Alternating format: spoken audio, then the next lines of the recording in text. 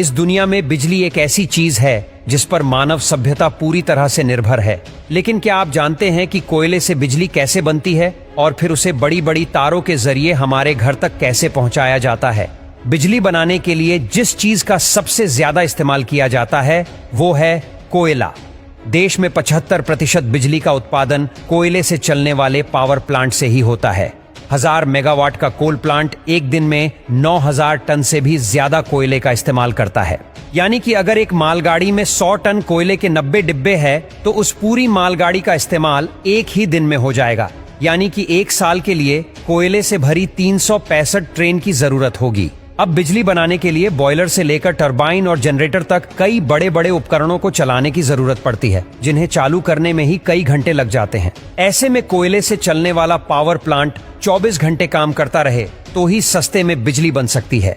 इसी वजह से प्लांट के बड़े हिस्से में सिर्फ कोयले का स्टोरेज बनाया जाता है ताकि कभी कोयले की कमी ना आ सके।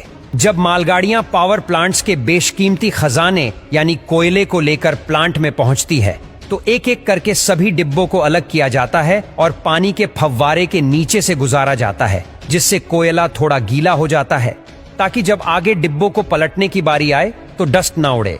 अब गीले कोयले वाले उन सभी डिब्बों को बारी बारी से एक निर्धारित जगह पर लाया जाता है, जहां एक मशीन उन्हें उठाकर पूरा ही पलट देती है, जिससे उन डिब्बों का सारा कोयला कोल यार्ड में नीचे लगातार घूम रहे कन्वेयर बेल्ट पर गिरता रहता है।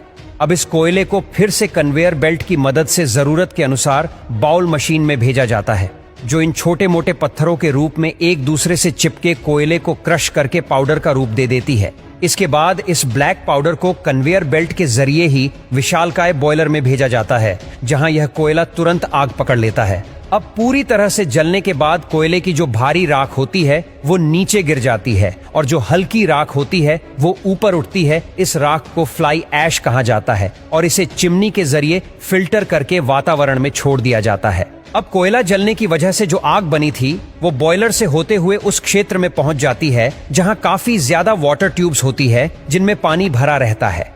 ये सभी ट्यूब्स हीट करके पानी को स्टीम यानी भाप में बदल देती है। जब ये स्टीम सुपरहिट हो जाती है तो पाइप का आगे वाला हिस्सा खोल दिया जाता है, जिससे स्टीम उन्हीं पाइप से ट्रेवल करते हुए आगे पहुंचती है। अब हम भाप को लेकर पावर प्लांट के उस हिस्से में पहुंचे जिसके बिना बिजली बनाना नामुमकिन है।